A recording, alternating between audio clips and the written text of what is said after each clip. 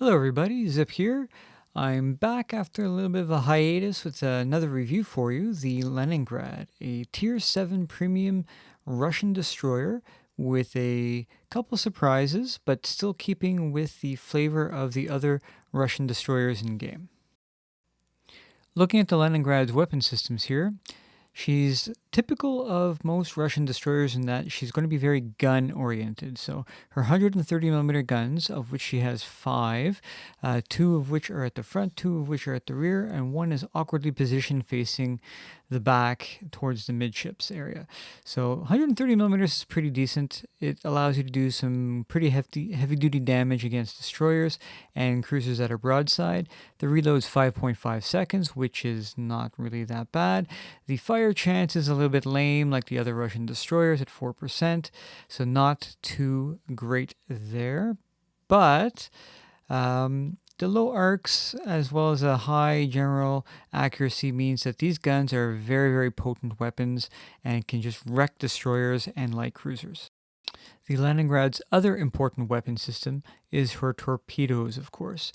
Like any other destroyer, the torpedoes are really the way of hitting heavier ships, and most Russian destroyers have pretty weak torpedoes in terms of range. The Leningrad is a little bit different. This is one of the surprises. Her range on her torps is sufficient to actually enable a little bit of stealth firing, not much. 3200 damage is a little bit on the weak side, but the 49-second reload is awesome. So you can spam a lot of torpedoes in a battle. Additional to that, the fact that the traverse on the torpedo launchers is nice and quick means that you can get them into position much quicker than the guns. The range is 6.24 kilometers on these torps, which is a lot longer than any other of the Russian destroyers. In my opinion, still not enough to make them the primary weapon system on the ship. The guns should come first. Now, you could look at the ship's camo at 6.22 kilometers and the torpedo range is 6.24 and be tempted to add the camo equipment to reduce the visibility range down to 5.65 kilometers, which will allow you to stealth fire the torpedoes. But this is at the expense of some speed. Sacrificing the speed equipment, as you're going to see, speed is key for the ship. Speed is life. And although camo is good, with the 20-second reset on the camo, the moment you use your guns, which are your primary weapon system, you're going to be a lot slower. And I think with the poor turning on this ship, I think you need the speed. You need the speed to survive. And although it's tempting to do this whole stealth fire thing, I really don't think it's going to work. Really, guns are the key aspect of this ship, the best weapon. Keep the speed up, keep the guns lit up, and use your torps on a situation-by-situation basis is the best way to proceed. Now moving on to the ship's elite bonuses. Of course, as a premium ship, for those of you who don't know, premium ships come elited already, so you get to choose a bonus feature. And I've gone with the advanced rudder system because this ship is super sluggish, and without every little bit of traverse help, the ship is basically great in a straight line, but it's a brick. It won't move left or right very well. Now, luckily, the camo also provides a boost to the traverse speed, as well as reduction to surface detection, and torpedo range boost as well, which is where that 6.24 kilometer range comes from. And when we look at the ship skills, we're presented with the second surprise. This ship has a smoke generator. It's a level 1 smoke generator, but it's a smoke generator nevertheless. So her skills include something that's different from the rest of the Russian destroyer line, which is cool. Turret traverse on this ship is pretty slow, so for equipment, I went with the main battery traverse. Because the ship turns slowly, I've gone with the 10% traverse acceleration here. The acceleration boost is not a bad choice either, but I went with the traverse acceleration because I wanted the speed equipment. Now, you could opt for the extra 15% boost to traverse along with the other traverse, or go with the acceleration. Those are not bad choices. I think though speed is key with this ship, so that's why I've gone. For supplies, I've gone with the standard detection range reduction, as well as the increase to the gun and torpedo reloading, as well as the extra speed and traverse. So pretty standard fare for most destroyers. For commander skills, in the first slot, I've gone with the torpedo damage reduction. Because the Leningrad is so fast, you'll be encountering a lot of enemy destroyers in the beginning stages of the battle, so you might take a torpedo hit. So again, the second skill, again, to see the torpedoes a little bit sooner because you're turning so slow. For the third skill, you could certainly go with the traverse boost, but I think that the initial acceleration at the start of a battle for this ship is key. If you can get out and get in the best position to lay your torps down and then switch to guns very quickly, you can be very, very effective at the early stages. And the fourth level, getting the Kraken, of course, if you get Krakens every game, sure, go for it. But otherwise, I think that the victorious charge, the extra hit points when you kill an enemy ship are worth it. Now down here at level 5, I haven't decided yet. Probably going to go with the extra 15% hit points recovered when using a repair kit. Very handy for any destroyer in general. Over at level 6, I'm probably going to go with the damage control. Again, you get the hit point boost, plus you do get a lot of people slinging high explosive towards you, so fires are a thing. So having a little bit of a longer fire proofing on the ship would be nice. The repair kit cooldown is probably how I'm going to go for level 7. Level 8, the smoke. I'm going to go with the wider, longer lasting smoke, just to offset the fact that it's a smoke generator level 1 on the ship. So this way it gets a little bit more out of that skill. You could go with the main battery reduction as you get damaged. That is also would be handy, but I think smoke is the best way because it'll work when you're not damaged as well. Definitely going for the speed boost at level 9. That's a hands down the extended duration to the ship skill to boost speed. I think it's really going to be handy, especially at the start of a match, combined with the acceleration boost. Then I'm going to go with Honor Seeker.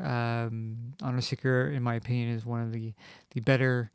You can ramp up damage very, very nicely with that skill. Then the Inertia Fuse High Explosive. You could go with the AP. I think it's not a bad choice, but I think the High Explosive you're going to be using on heavier cruisers and battleships, doing a little bit more damage to those ships would be worthwhile. And then for the last skill, I'm going to go with the Torpedo boost to the damage for larger ships like cruisers, battleships, and carriers. Moving to our first battle here. Now, one of the things I want you to notice at the start of this battle is the initial speed. I've got that speed boost skill for the commander going on, so I'm going to accelerate a little bit faster as well as have a higher top speed, which will allow me to get to the cap circle a little bit ahead of the competition, which not for capturing is important, for positioning on torpedo striking and also being able to avoid torpedoes.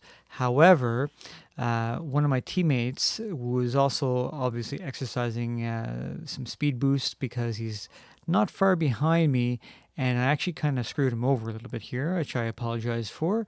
But I was paying a lot of attention to the red ships and their torpedoes right now, and not really paying too much attention on where my teammate was, because I knew he was behind me and I figured he was far enough behind me that I'd be able to turn here.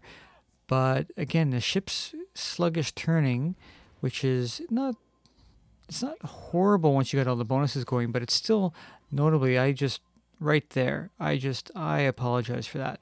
Ouch, 2 torpedo hits that really didn't need to happen. I should have been paying a little bit more attention.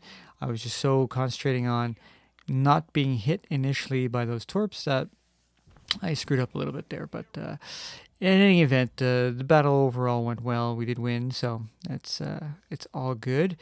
You can see right here, the strikes you're going to get with AP on destroyers is nice. You're rolling 417 most times. If you can hit the forward half of the ship where the superstructure is, you're going to do a lot of nice damage rolls.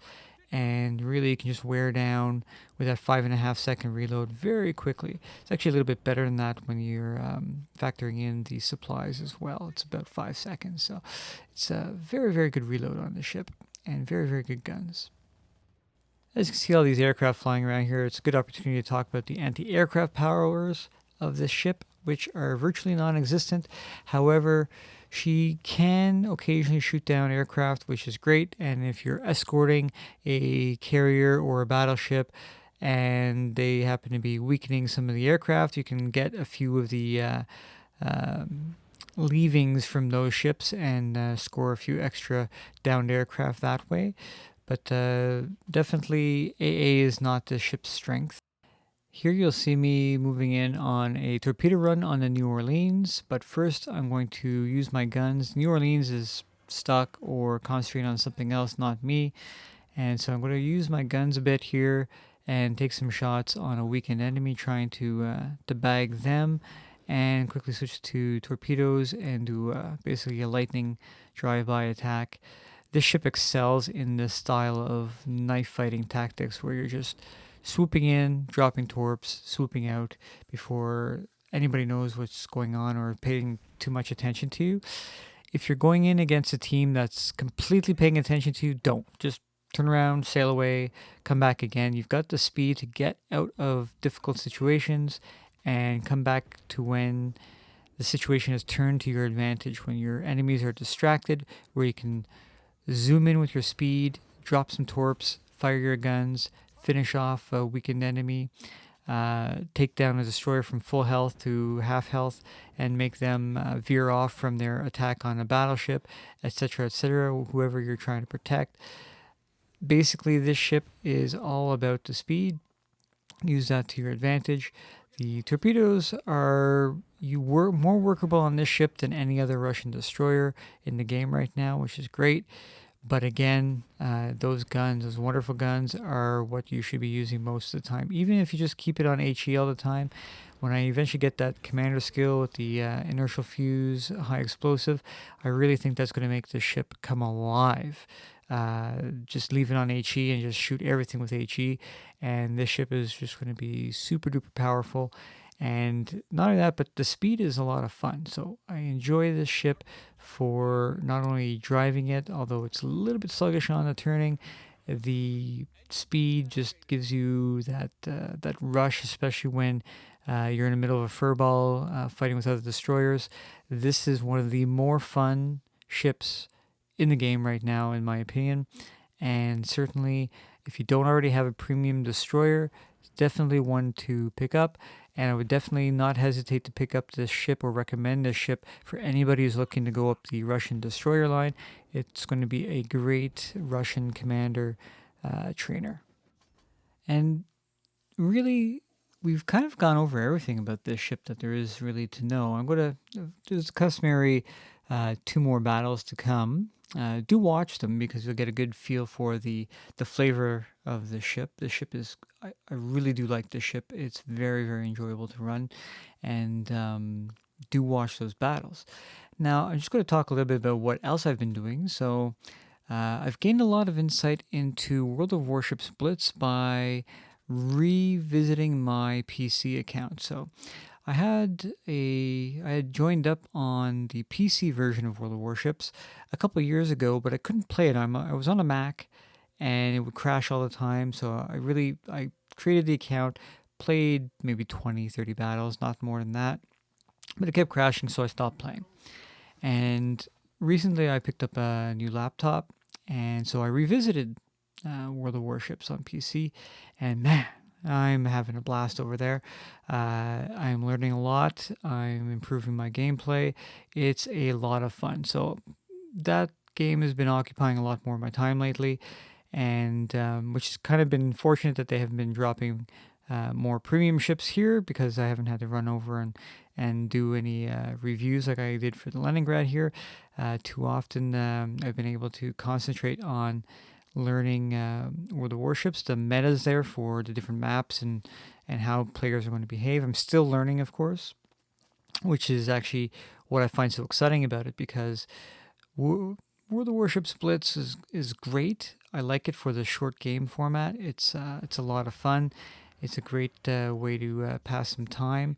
But I'm also enjoying the PC version of the game for a lot of different reasons. In fact, I've recently decided to start up a new clan on World of Warships PC in order to, if any of my subscribers out there have been considering moving into PC as well, you're welcome to join the clan. I'll put the clan name in the description of this video, and feel free to go ahead and join up.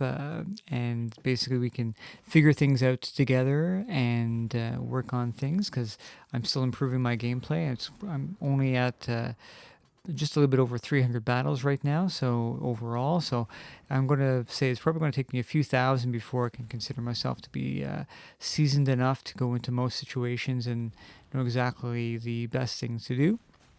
So I'm still learning there. And so if any of my subscribers want to come along and join my clan over on PC Ships, you're welcome to. I've made a point of not affiliating that fleet with Spud, which is my amigos over on World of Tanks Blitz and World of Warships Blitz, and I'm going to stay a proud Spud member for a long time. But I did want to have something a little bit different for any of my subscribers who want to come along and play games with me and just hang out.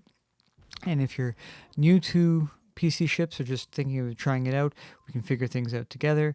Same thing too if you're a seasoned veteran. Love to have you on board to speed up the process for everybody to get good a lot sooner rather than later, and basically just have a lot of fun learning a complex game. It's a lot of fun. Of course, World of Warships Blitz is not something I'm going to stop playing anytime soon. I'm going to keep playing. I enjoy the game thoroughly, and I will keep reviewing premium ships. I will eventually get around to completing the umpteen different tutorials I've got scripted and planned and half put together. It's just a matter of time. The only reason I get the premium ship reviews out so quickly is because I know people want to buy the ship and they want to kind of have an opinion on the ship first before they do so. So I kind of drop everything and just do that first, because I know people have their money staked on whether or not they're going to enjoy the ship, and I want to help people out for that. And I'm probably not going to be doing reviews for World of Warships PC anytime soon. Likely not at all. There's a lot of guys who are doing that very, very well already as it is. I'll probably let them well, I enjoy watching their videos, and really I don't want to step on any toes, but also at this point in the game, it's going to be probably another few thousand battles on PC before I can offer up any real sort of advice in terms of which ships are truly good and which ones are not. Although I can tell you which ones are more noob friendly than noob friendly, that is, not noob friendly, NEWB, not NOOB. Anyway. Because I consider myself a noob right now on PC. I'm actually finishing in the top 3 or 4 quite often now, and winning a lot more of my matches, and carrying from time to time too, which is good as I work up through the different lines. Anyway, I'm babbling about stuff that's not directly related to this game. In other words, I should probably stop talking now. So I'm going to leave you guys for the rest of this battle as well as the next battle. Do take the time to watch it and check out the gameplay here. And again, if anybody's interested in joining my fleet over on PC Ships, by all means, you are welcome to. It's brand new. I started up right before I went on vacation, and I'm back from vacation now and letting people know about it to join up. And there's only 30 spots right now, but we'll eventually get that up to 40. So if you are interested in joining a fleet where there's not really any drama, just laid back playing of that game and learning it as we go in a no pressure environment, please do. Even you veterans out there, if you've gotten you're in a fleet and you just want something different, by all means, join on up. The fleet name is HOOPR Drives the Boat Chief. Our acronym is HOOPR, so HOOPR. And by all means, come check us out. And I'll leave it now for this video review of the Leningrad. Big thumbs up on this ship. I do enjoy it, and have fun watching the rest. Thanks for watching.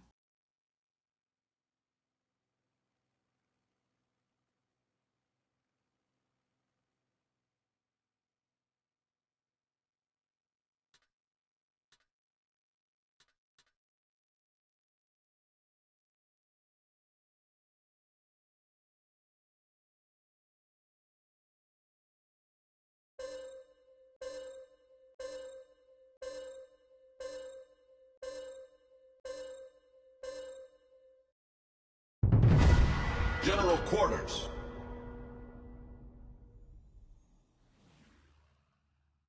Hello.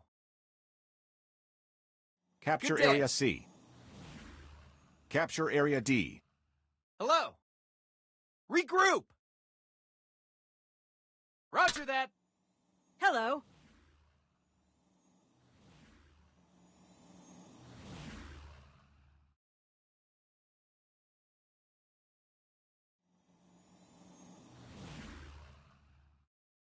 Enemy team captured the area.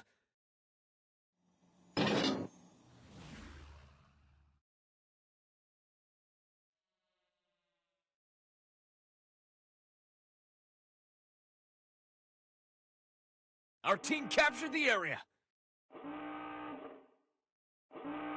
Our team captured the area.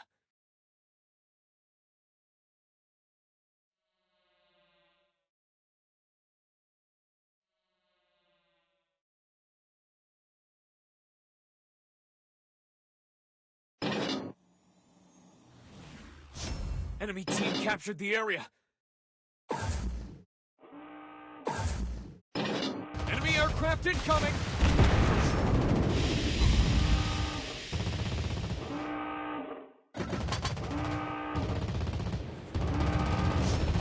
Enemy ship locked.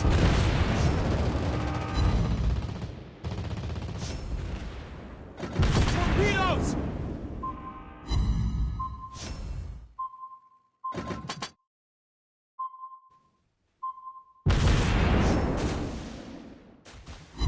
Nice shot!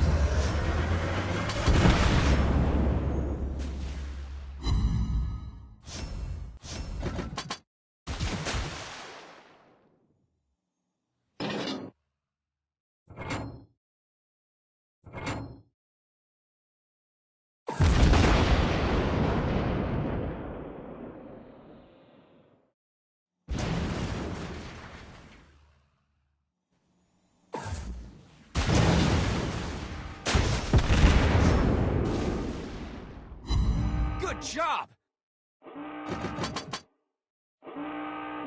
Locked on. Enemy torpedoes spotted.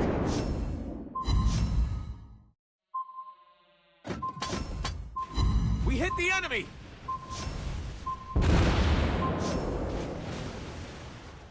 Target hit!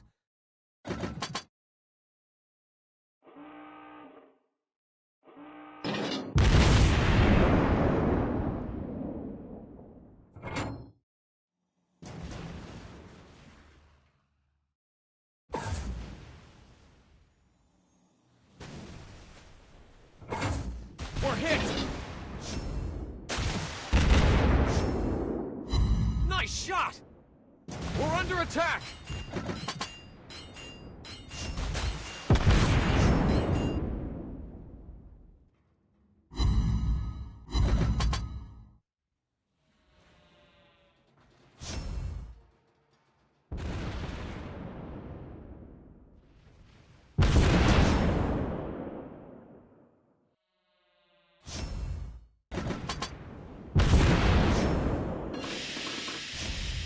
Target hit!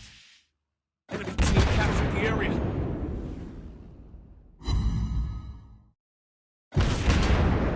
Our team captured the area. Good job! We hit the enemy!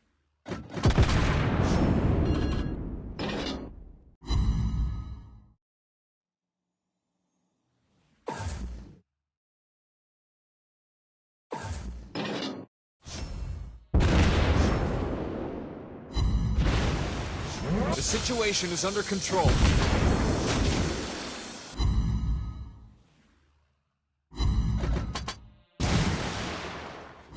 Nice shot!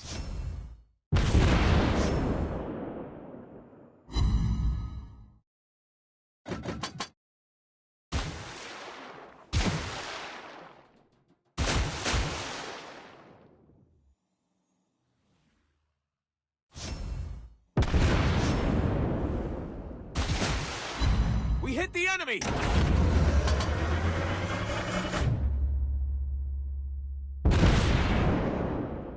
Our team is about to win!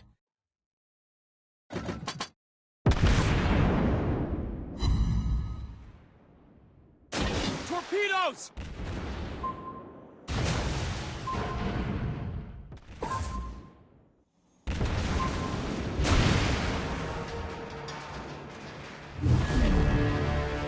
We destroyed an enemy ship!